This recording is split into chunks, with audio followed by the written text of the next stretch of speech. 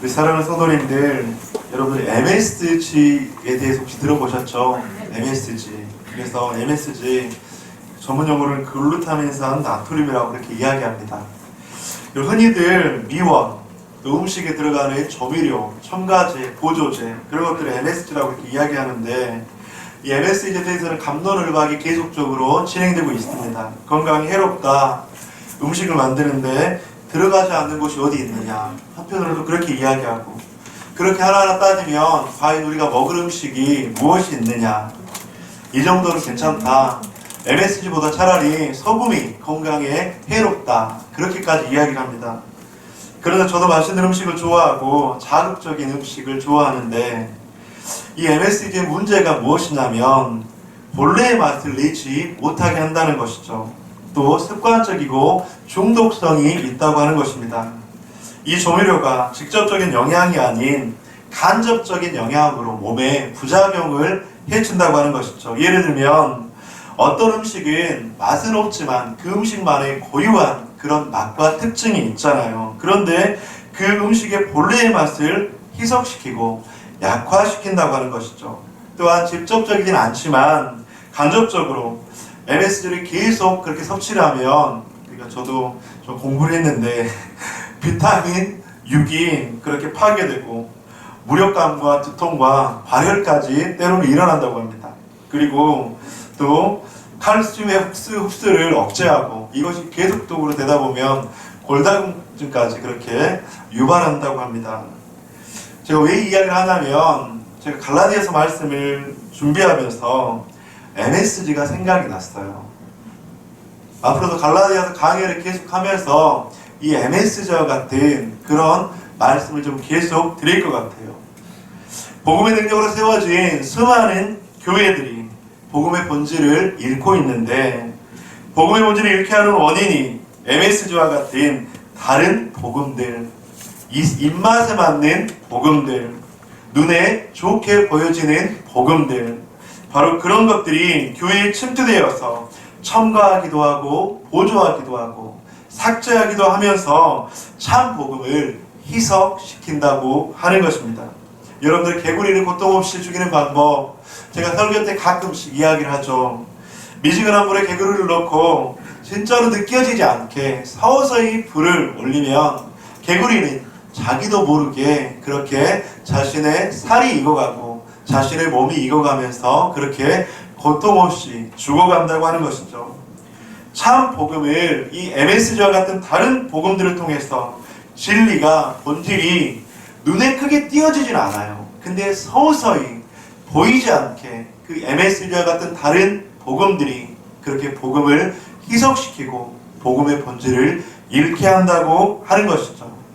사랑하는 성도님들, 우리가 갈라디아서를 오늘 1장부터 함께 이제 끝까지 볼 텐데, 때로는 우리 가운데 나도 모르게 이 MSG와 같은 다른 복음들이 내 안에 서서히 침투되어 있지는 않은가, 나도 모르게 이런 것들에게 익숙해지는 않은가, 나도 모르게 내 입맛에 맞는 그런 MSG와 같은 복음들이 내 안에 자리 잡고 있지 않은가.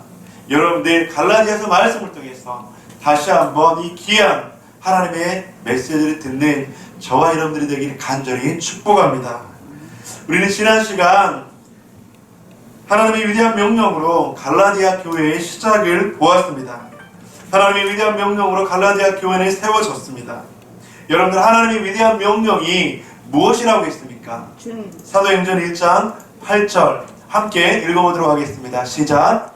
오직 성령이 너희에게 임하시며 너희가 권능하고 예루살렘과 온 유대와 사마리아와 땅끝까지 이르러 내 증인이 되리라 하시며. 성령이 임하셔서 권능을 받고 예루살렘과 유대와 사마리아 땅끝까지 이르러 내 증인이 되는 것, 이것이 바로 그레이트 커미션이라고 하는 위대한 명령이라고 하는 것이죠. 이 하나님의 위대한 명령인 사도 바울을 통해서 1차, 2차, 3차 전도여행을 통해서 수많은 곳 가운데 그 증언자들이 세워졌습니다. 그리고 지난 시간에 보았던 갈라디아 지역의 교회가 세워졌다고 하는 것이죠. 오늘 본문의 4절과 5절, 그리스도께서 하나님 곧 우리 아버지의 뜻을 따라 이 악한 세대에서 우리를 건지시려고 우리 죄를 대속하기 위하여 자기 몸을 주셨으니 영광이 그에게 세속도록 있을지어다. 아멘.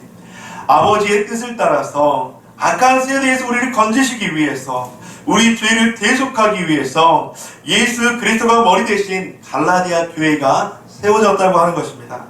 그렇게 복음으로 세워진 갈라디아 교회에 MSG와 같은 보조제, 첨가제, 조미료와 같은 다른 복음들이 침투되어서 갈라디아 교회를 위협하고 복음을 어렵게 힘들게 하고 있다고 하는 것이죠. 그래서 사도 바울은 오늘 본문에서는 다른 서신서들과는 좀 다르게 굉장히 급박하고 단호한 어조로 서신을 시작을 하고 있습니다. 오늘 본문 1절과 3절 우리 여러분들이 다시 한번 읽어주시기 바랍니다. 시작. 오직 예수 그리스도와 그를 죽은 자 가운데서 살리신 하나님 아버지로 말미암아 천도된 함께 있는 모든 형제와 더불어 갈라디아 교회에 하나님 아버지와 주인 예수 그리스도와 우리가 평강이 있기를 원하노라. 아멘. 여기까지는 그냥 그런대로 사도 바울은 이제 모든 서신서들을 쓸 때 항상 인사를 해요. 그리고 안부를 물어요. 그리고 항상 은혜와 평강이 있을지어다. 모든 서신서들의 거의 대부분의 서신서들의 공통점이에요.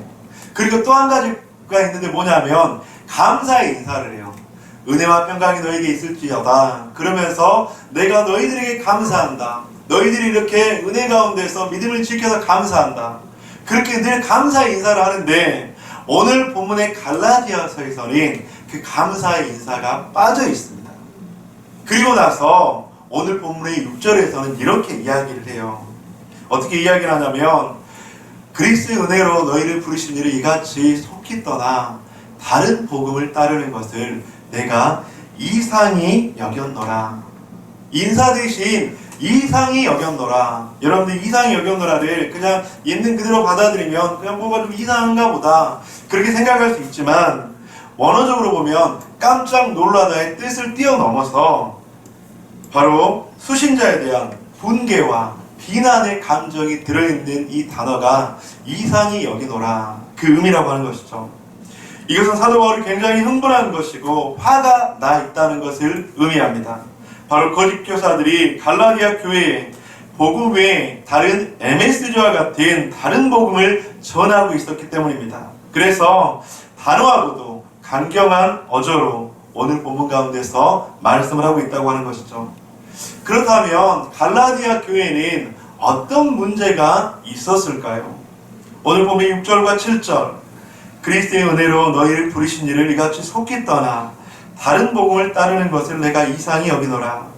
다른 복음은 없나니 다만 어떤 사람들이 너희를 교란하여 그리스도의 복음을 변하게 하려 함이라.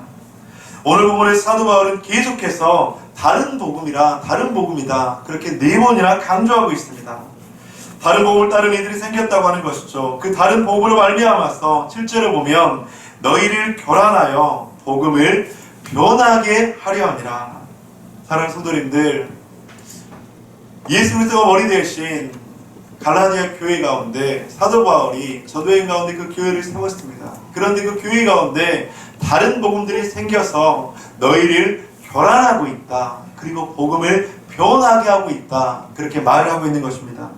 그런데 이 교란하다는 헬라어는 분란을 일으키고 있는 자들이 있다라는 의미입니다. 흔들다, 부추기다, 선동하다는 부정적인 의미를 사용할 때 이 교란하다라는 헬라어를 쓰고 있어요. 그리고 변하게 하다라는 이 변하다는 뜻은 바꾸다, 왜곡하다, 그리고 뒤집어 엎다라는 의미로 사용하고 있습니다. 조금 더 그렇게 해석을 하자면 그리스도의 뿌리, 본질, 근간을 뒤엎는 행위를 하고 있다. 그렇게 말씀을 하고 있는 거예요. 그래서 저기 7절을 다시 한번 정리하자면 예수님께서 머리 되신 갈라디아 교회가 이 다른 복음으로 인해서 복음의 근간이 뿌리째 흔들리고 있다고 하는 거예요. 복음의 근간을 뿌리째 흔들리기 위해서 부추기고 선동하는 무리가 바로 갈라디아 교회에 생겼다. 그렇게 말씀을 하고 있다고 하는 것입니다. 사랑하는 성도님들, 계속적으로 복음에 대해서 함께 말씀을 나누고 있습니다. 복음은 무엇입니까? 사도 바울은 오늘 본문에서 복음의 핵심에 대해서 다시 한번 말씀을 하고 있습니다. 오늘 본문의 4절 함께 읽어보도록 하겠습니다. 시작. 그리스도께서 하나님 곧 우리 아버지의 뜻을 따라 이 악한 세대에서 우리를 건지시려고 우리 죄를 대속하기 위하여 자기 몸을 주셨으니 하나님께서 악한 세대에서 우리를 건지시기 위해서 독생자를 보내셨다는 거예요. 하나님의 뜻을 따라 우리 죄를 대속하기 위해서 독생자 예수 그리스도는 자기 몸을 주셨다고 하는 것입니다. 그렇게 십자가에 못 박히시고 돌아가시고 부활하시고 승천하신 그것이 바로 우리가 믿고 알고 따르고 있는 복음이 아닙니까? 이 복음을 믿는 자들에게는 죄가 대속해지고 영생의 선물을 받을 수 있다고 하는 것입니다. 이것이 복음이에요. 여러분들, 복음이 어려운 것이 아니에요. 복음은 나를 위해 하나님께서 자신의 아들 예수 그리스도를 이 땅 가운데 보내주셨다. 그 예수 그리스도가 하나님의 뜻을 따라서 우리의 죄를 대속해 주시기 위해서 십자가에 못 박혀 주셨다. 그 돌아가신 예수 그리스도가 죽은 지 3일 만에 부활하셔서 승천하셨다. 이것이 바로 복음이에요. 여러분, 복음이 쉽습니까? 어렵습니까? 어렵습니까? 그런데 이 복음을 갈라디아 교회에 침투한 다른 복음을 전하는 거짓 교사들이 그 복음을 축소시키고 희석시키고 과대 포장하고 있다고 하는 것입니다. 갈라디아 교회에 발생한 다른 복음은 무엇입니까? 그것은 바로 율법주의라고 하는 것입니다. 율법주의는 무엇입니까? 여러분들, 구약에 제가 2주 전인가 설교할 때 구약에 몇 개의 계명이 있다고 이렇게 이야기했죠. 기억하시는 분 혹시 있을까요? 구약 시대에 구약 성경을 다 이렇게 쭉 모색을 해보니까 계명이 613개가 있다고 했어요. 근데 율법주의는 613개의 계명, 이 계명을 꼭 지켜야 된다. 지키지 않으면 너희들은 구원받지 못한다. 그 율법만이 우리를 완전하게 할 수 있다. 믿음만으로는 부족하다. 그렇게 계속적으로 거짓 교사들이 이야기를 하고 있는 거예요. 물론 율법은 우리들에게 너무나도 필요하고 중요한 것입니다. 하지만 예수님의 십자가 이후, 사건 이후 우리는 율법으로 우리가 구원받지 않음을 믿습니다. 율법주의로 우리는 하나님을 만나지 못하는 것을 믿습니다. 우리는 율법의 정신, 율법의 본질은 지켜야 하나요? 지키지 않아야 되나요? 지켜야 되죠. 여러분들, 율법은 그 정신과 본질인 우리는 지켜야 돼요. 만약에 율법도 지키지 않아야 된다 그러면 구약 성경 우리들이 의미가 없어요. 율법의 본질, 율법의 정신, 그것들을 우리는 절대로 놓치지 않아야 됩니다. 하지만 우리는 율법주의자로 살면 될까요? 안 될까요? 되지 않는다고 하는 거예요. 하나님께 나아가기 위해 전제 조건으로 예수님이 무엇인가를 더한다면, 그러니까 이런 것이죠. 구원받으려면 예수님의 은혜도 있어야 하지만, 그리고 다른 것도 필요해. 여러분, 맞는 말이에요? 틀린 말이에요? 맞는 말 같은데 틀린 말이에요. 이것이 바로 이 율법주의가 갈라디아 교회에 점점 침투가 되었다고 하는 거예요. 만약에 우리가 구원받으려면 예수님의 십자가가 필요해. 그런데 우리는 율법도 필요해. 아니, 율법이 꼭 있어야 돼. 맞는 말 같지만 틀린 말입니다. 이렇게 복음의 순서가 완전히 전복되어 버리고 복음은 아무짝에도 쓸모없는 빈 껍데기가 되어버린다고 하는 것이죠. 여러분들, 다른 복음이라고 하는 복음은 없습니다. 다른 복음은 복음이 아닙니다. 여러분들, 복음이 100이라고 했을 때 1%만 그냥 바꾸는 거예요. 아니, 0.1%만 그냥 바꾸는 거예요. 여러분들, 그렇다면 그건 복음일까요? 아닐까요? 아닙니다. 사랑하는 성도님들, 복음을 아주 약간이라도 복음을 바꾼다면 그것은 복음이 아닙니다. 여러분, 그런데 왜 이 다른 복음인 율법주의가 왜 이렇게 위험할까요? 여러분들, 그럴싸해 보여요. 왜 그럴싸해 보이냐면 노력한 만큼 주어진다고 하는 거예요. 여러분들, 노력한 만큼 주어진다. 우리가 세상의 가치로 보면 좋아 보입니까? 아니면 좋지 않아 보입니까? 좋아 보이죠? 땀 흘린 만큼 성공한다. 좋아 보여요? 좋지 않아 보여요? 좋아 보이잖아요, 여러분들. give and take. 너희가 주는 만큼 받을 수 있다. 합리적이고 이성적인, 논리적인 그런 말일 수 있잖아요. 그런데 이 율법이 복음에 스며들게 되면 내가 열심히 기도하면, 내가 열심히 봉사하면, 내가 열심히 헌금하면 너는 더 큰 축복을 받을 수 있고 구원받을 수 있어. 맞는 말인 것 같은데 이 기복적인 신앙이 바로 이 율법주의로서 기인될 수 있다고 하는 것입니다. 그래서 16세기 종교개혁가 마틴 루터는 이 점을 아주 잘 요약을 하고 있습니다. 그래서 종교개혁가 마틴 루터는 그렇게 이야기합니다. 신자가 얻은 의와 공의로 세운 의, 이 둘 사이에 중간은 없다. 그리스도의 공로를 의지하지 않는다면 결국 나 자신의 공로를 의지하는 것이다. 여러분들, 예수 그리스도의 공로를 의지하지 않는 사람은 나 자신을 의지한다고 하는 거예요. 이 중간에 중간지대는 없다고 하는 것입니다. 사랑하는 성도님들, 종교개혁자 마르틴 루터는, 그리고 오늘 본문의 사도 바울은 그렇게 이야기합니다. 나 자신의 의로움으로는, 나 자신의 행함으로는, 나 자신의 율법으로는 절대로 구원받을 수 없다. 그래서 사랑하는 성도님들, 오늘날에도 이런 갈라디아 교회가 같은 다른 복음이 존재할까요? 존재하지 않을까요?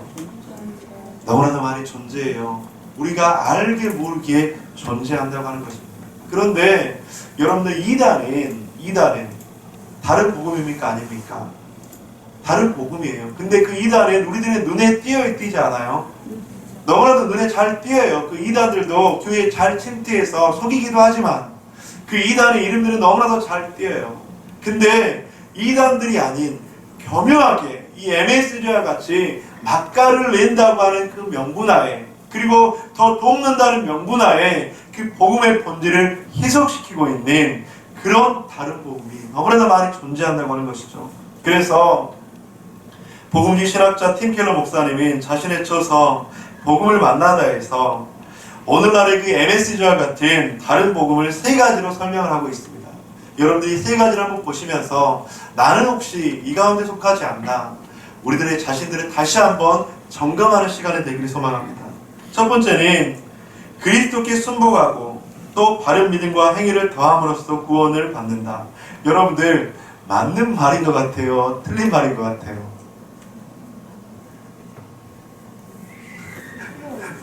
헷갈리시죠? 여러분, 이게 바로 교묘한 다른 복음이에요. 그렇게 해서 순복하고 또 바른 믿음과 행함을 더함으로써, 여러분들, 우리의 구원은요 더하지 않아도 돼요. 우리의 행위가 더하지 않아도 돼요. 우리의 율법이 더하지 않아도 돼요. 오직 예수 그리스도의 그 은혜면 족하다고 하는 거예요. 예수 그리스도의 십자가면 족하다고 하는 것입니다. 여러분들, 그래서 이런 말들 혹시 들어보셨습니까? 당신의 삶에 예수 그리스도를 초대하세요.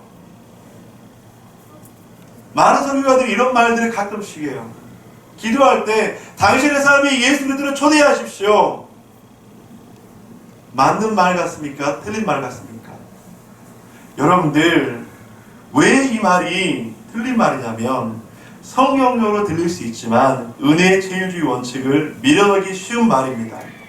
여러분들, 우리가 예수님을 만나는 것, 맡기는 것은, 여러분들, 내가 예수님을 오라가라 할 수 있어요?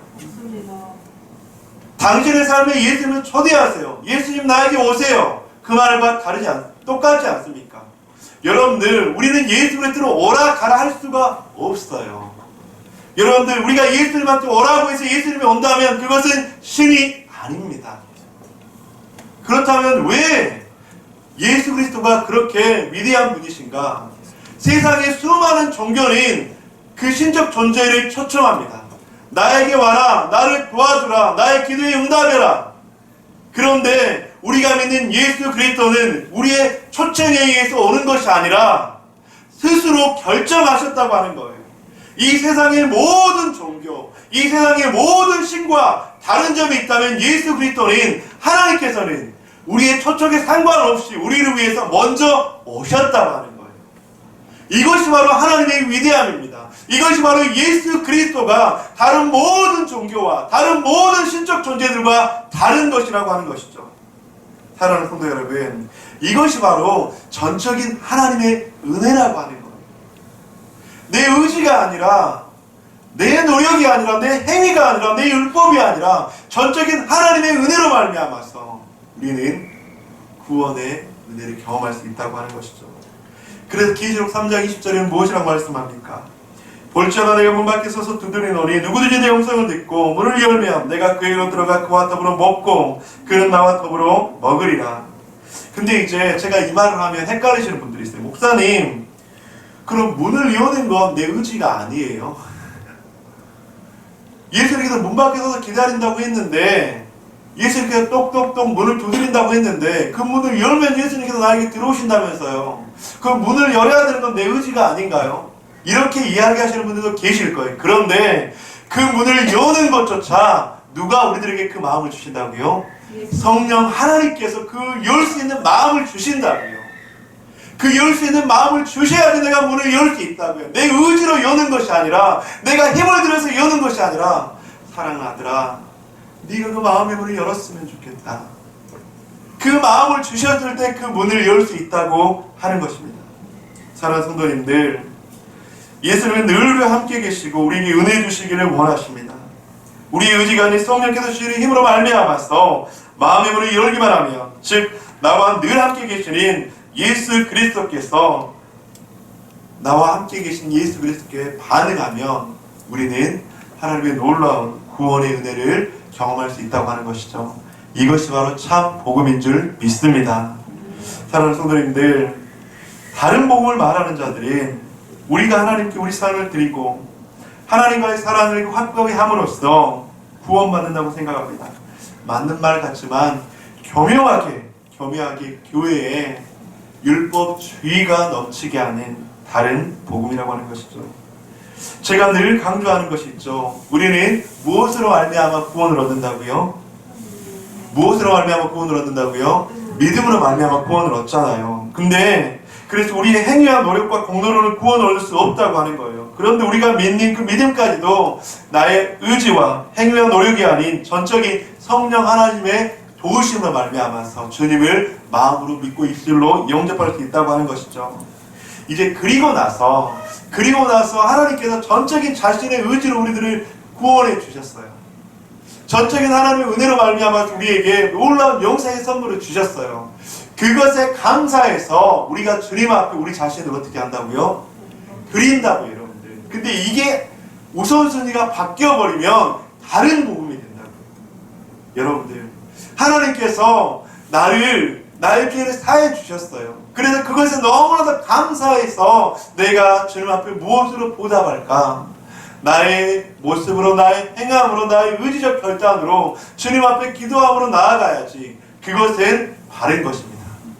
그런데 그것이 우선순위가 아니라 내가 주님 앞에 무엇인가를 열심히 해서, 내가 무엇인가를 열심히 기도해서, 내가 열심히 율법적으로 행함으로 주님을 만나야지, 주님의 사랑을 받아야지, 그것은 다른 복음인 줄 믿습니다.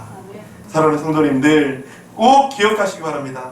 복음은 우리의 행함이 아닌 그리스도의 행함으로 우리에게 구원이 주어집니다. 우리의 믿음의 수준 때문에 구원받는 것이 아니라 믿음의 대상 때문에 구원받는 줄 믿습니다. 여러분처럼 화면에 있는 저 말을 한번 읽어보시기 바랍니다. 시작.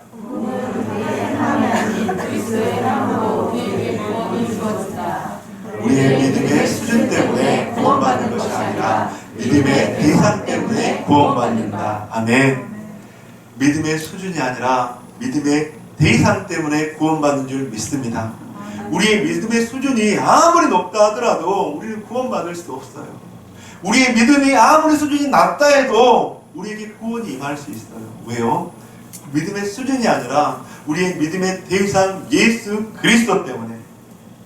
사랑하는 성도님들, 그래서 다시 한번 복음이 우리의 행함이 아니라 그리스도의 행함으로 믿음의 대상 때문에 구원받는 저와 여러분, 그 확신을 가지는 저와 여러분 되시길 간절히 축복합니다. 그리고 이 시대에 또 어떤 다른 복음들이 있냐면, 두 번째로는 남을 사랑하고 인격이 훌륭한 사람이면 무엇을 믿건 상관없이 구원받을 수 있다. 여러분들 맞는 말입니까? 틀린 말입니까? 틀린 말입니다. 틀린 말이죠. 여러분들 인격이 훌륭하면 구원을 받습니까? 착한 일을 많이 하면 구원을 받습니까? 자유주의적 교회들이 이렇게 가르칩니다. 종교가 무엇인지 간에 착한 사람이면 하나님을 찾아내게 된다고 하는 것이죠. 하지만 우리의 선행으로는 절대로 천국에 이를 수가 없습니다. 착한 사람이면 누구나 하나님을 알 수 있고 만날 수 있다고 하는데, 흔히들 저 사람은 법 없이도 살 사람이야. 그런데 하나님의 법과는 상관이 없습니다. 사랑하는 성도님들, 선한 일을 하는 자만이 구원에 이를 수 있는 것이 아니라 철저히 복음의 능력을 믿는 자에게 구원의 은혜를 줄 줄 믿습니다. 또 이런 이야기를 하죠. 야, 저 사람은 진짜 넓고 열린 마음을 가졌어. 야, 저런 열린 마음, 넓은 마음 너무나도 중요한 것 같아. 사랑하는 성도님들, 그래서 좋은 것이 좋다. 여러분들, 복음에는 좋은 것이 없는 줄 믿습니다. 여러분들, 복음은 좋은 것이 좋다는 것이 아니에요. 복음은 절대적이에요. 복음은 타협할 수 없어요. 복음은 관용적이지 않아요. 왜냐하면 생과 사가 달린 것인데, 생과 사가 달린 그 복음을 어떻게 관용적이고 타협적이겠습니까? 복음은 절대로 그럴 수가 없습니다. 또한 갈라디아 교회 가운데 다른 복음들이 어떤 복음들이 있었냐면, 옷차림 혹은 관습의 작은 차이도 절대 용인하지 않는 더 큰 율법적인 모습이 있었다고 하는 거예요. 여러분들, 갈라디아의 거짓 교사들은 옷차림과 음식, 의리에 관해서 규칙들을 내세웠습니다. 이처럼 먹고 입고 사랑하고 그런 일과를 계획하는 일까지도 엄격하게 통제했다고 하는 것이죠. 갈라디아 교회처럼 율법과 할례에 빠지게 되어서 율법주의가 된다고 하는 것입니다. 사랑하는 성도님들, 다시 한번 말씀드리자면 율법의 정신은 우리는 목숨을 다해서 기억해야 합니다. 하지만 율법주의는 절대로 피해야 되는 것임을 믿습니다. 그리고 또 우리 연약한 사람은 그 율법을 완전하게 지킬 수 없는 사람들이에요. 온전히 주 예수 그리스도의 십자가의 은혜로밖에 살아갈 수 없다고 하는 것이죠. 이처럼 갈라디아 교회에는 다른 복음을 전하는 자들이, 거짓 교사들이 너무나도 많았다고 하는 것입니다. 그런데 사도 바울은 오늘 갈라디아 교회의 편지를 쓰면서 이 갈라디아 교회 가운데 있는 다른 복음들을 전하는 믿는 사람들에 대해서 너무나도 충격적이고 너무나도 강력한 경고의 메시지를 보내고 있다고 하는 것입니다. 다른 복음을 전하는 자가 받는 심판이 무엇입니까? 오늘 본문의 8절과 9절 함께 읽어보도록 하겠습니다. 시작.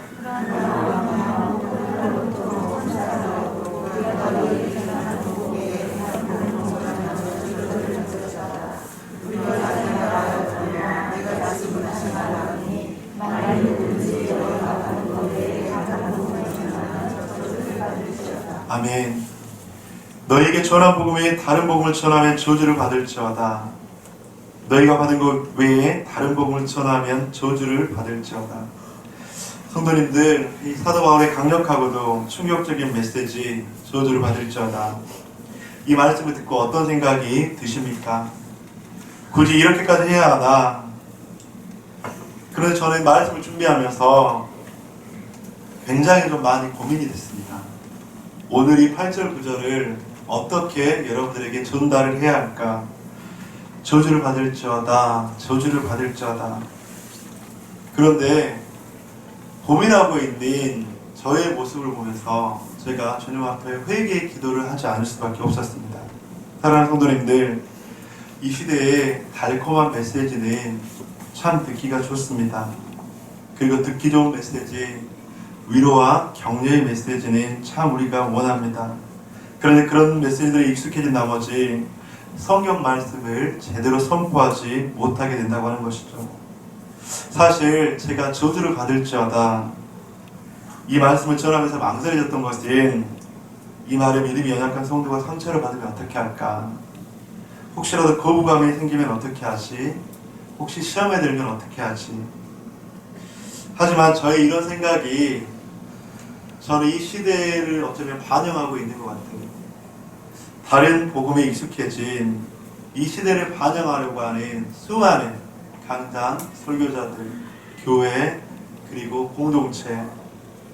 그러면서 제가 주님 앞에 회개의 기도를 드리지 않을 수밖에 없었습니다. 사랑하는 성도님들, 하나님께서는 분명하게 말씀합니다. 너희가 내가 전한 복음에 다른 것을 전하면 저주를 받을지어다. 사랑하는 성도님들, 본문의 사도 바울이 이렇게 강력하고도 충격적인 메시지를 전하는, 선포하는 이유는 무엇일까요? 제가 말씀을 좀 깊이 묵상하면서 사도 바울의 그 마음을 한번 느껴봤어요. 야, 사도 바울이 진짜로 그 갈라디아 교회를 저주하고 싶을까? 사도 바울이 그렇게 갈라디아 교회 성도들을 그만큼 미워하고 있을까? 그런데 여러분, 그게 아니더라고요. 여러분들, 부모의 심정이 되어보면 이 말씀이 이해가 되더라고요. 자녀가 죽음의 길을 가고 있는데 자녀가 어떤 선택을 하는데 그 선택이 죽음과 직결되는 잘못된 선택이라는 것을 여러분들이 알았다면 어떻게 하시겠습니까? 물론 우리들이 사는 인생, 자녀들이 사는 인생 수많은 선택들을 할 수 있어요. 진로에 대한 선택을 하거나 결혼에 대한 선택을 하거나 취업에 대한 선택을 하거나 또 다른 많은 선택들을 할 수 있겠죠. 그런데 그런 선택들은 자기가 책임을 지면 돼요. 그리고 그 선택들은 한번 선택했다고 해서 또 다른 길이 있을 수 있나 없나요? 또 다른 길이 있을 수도 있어요. 그런 선택에 기로에 놓여 있다면 사도 바울은 어쩌면 이렇게까지 강력하고도 충격적인 메시지를 전하지 않았을 것입니다. 그런데 지금 갈라디아 교회의 성도들은 한글 깊 끝 벼랑에 서 있는 거예요. 한 다리만 내디디면 바로 그 천기 끝 낭떠러지에서 떨어져서 죽을 수밖에 없는 생과 사의 갈림길에 놓여 있다고 하는 것입니다. 그런 생과 사의 갈림길에 놓여 있는 갈라디아 성도들에게 사도 바울은 강력하고 충격적인 메시지를 전하지 않을 수가 없다고 하는 것입니다. 너희들이 다른 복음을 믿으며 다른 복음을 전하면 저주를 받을지어다. 왜 이렇게 충격적이고 왜 이렇게 강력한 메시지를 전하고 있습니까? 자신의 아들과 같은 자녀와 같은 사랑하는 자녀들의 백성들이 다른 복음을 통해서 예수 그리스도를 떠나고 다른 복음을 통해서 예수 그리스도를 부인하며 살아가고 있는 그 모습들을 바라보면서 사도 바울은 강력한 단호한 말을 전하지 않을 수가 없었다고 하는 것입니다. 사랑하는 성도님들, 다시 한번 말씀을 드립니다. 복음에는 관용이 없습니다. 복음에는 타협이 없습니다. 복음은 내가 좀 부족하다고 해서 피해를 받지 못합니다. 사랑하는 성도님들, 우리가 살아가면서 신앙생활 하면서 다른 모든 것들은 양보해도 돼요. 관계 가운데서 예를 들어 식당에서 이런 반찬을 해도 되고 저런 반찬을 해도 돼요. 그리고 우리가 하면서 청소를 세르바지로 해도 되고 아니면 청소를 해도 되고, 여러분들 진리 아닌 부분에 있어서는 우리는 교육 공동체에서는 모든 관용과 타협과 협치와 상생을 해야 돼요. 하지만 이 복음은 타협할 수가 없어요. 복음은 관용을 나타낼 수가 없습니다. 사랑하는 성도 여러분, 그래서 사도 바울은 강력한 메시지를 전할 수밖에 없었다고 하는 것이죠. 그런데 이 강력한 메시지는 사랑이 아니면 할 수 없고 그 갈라디아 성도들을 향한 그 놀라운 사랑이 아니면 선포할 수 없는 메시지라고 하는 것입니다. 그래서 사도 바울은 계속해서 10절에서 이렇게 말씀합니다. 이제 내가 사람들에게 좋게 하랴 하나님께 좋게 하랴 사람들에게 기쁨을 구하랴. 내가 지금까지 사람들의 기쁨을 구하였다면 그리스도의 종이 아니니라. 그렇습니다. 복음은 사람을 좋게 하는 것이 아니라 하나님을 좋게 하는 것인 줄 믿습니다. 복음은 사람의 기쁨을 구하는 것이 아니라 하나님의 기쁨을 구하는 것인 줄 믿습니다. 여러분들, 우리가 절대로 율법주의자가 되지 않아야 돼요. 그리고 늘 우리는 율법을 지킬 수 없다는 연약한 사람인 것을 알아야 돼요. 하지만 우리에게 주어지는 구원, 그 복음은 오직 예수 그리스도를 믿는 그 믿음으로만 구원받을 수 있다는 것을 절대로 잊지 말아야 합니다. 사랑하는 성도님들, 그래 저를 위해서도 기도를 많이 해주셔야 돼요. 제가 강단을 설 때마다 사람들을 좋게 하기 위한 말씀의 선포가 아니라 하나님을 좋게 하는 말씀의 선포, 사람들이 위로하고 격려하는 달콤한 메시지가 아니라 하나님의 기쁘시게 하는 그 복음의 메시지를 전할 수 있도록 여러분들 늘 기도해 주셔야 합니다. 우리는 살아가면서 얼마나 다른 복음에 익숙해 있지 않습니까? 달콤한 신앙, 합리적인 신앙, 이성적이고 또한 지식적인 신앙. 하지만 다른 복음은 변화가 아닌 믿음의 변질을 가져옴을 기억해야 합니다.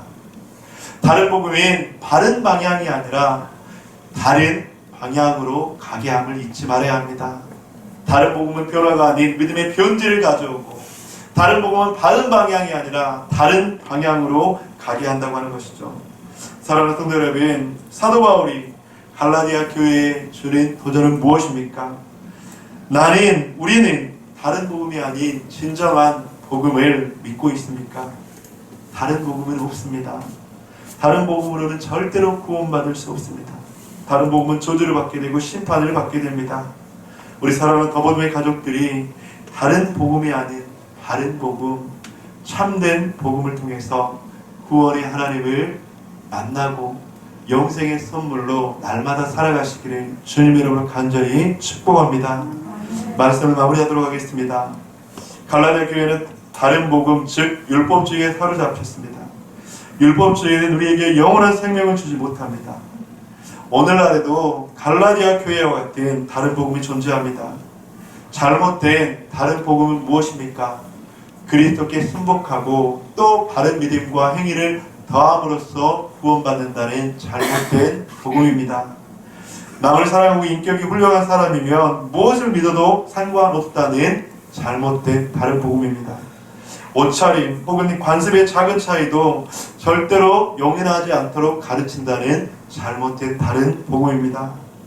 복음의 핵심은 우리의 행함이 아닌 그리스도의 행함으로 우리에게 구원이 주어지고, 우리의 믿음의 수준 때문에 구원받는 것이 아니라 믿음의 대상 때문에 구원받는다고 하는 것이죠. 그래서 사도 바울은 갈라디아 교회에 다른 복음을 전하는 자가 심판을 받는다고 했는데 저주의 심판을 받는다고 합니다. 다른 복음은 변화가 아닌 믿음의 변질을 가져오고, 다른 복음은 바른 방향이 아닌 다른 방향으로 가게 함을 잊지 마십시오. 사랑하는 성도님들, 복음은 우리의 행함이 아닌 그리스도의 행함으로 구원이 주어지고, 복음은 우리의 믿음의 수준 때문이 아니라 믿음의 대상 때문에 구원받는다는 것을 잊지 않고 이번 한 주 그 복음의 능력 가운데 살아가시는 저와 여러분 되시길 간절히 축원드립니다. 이 시간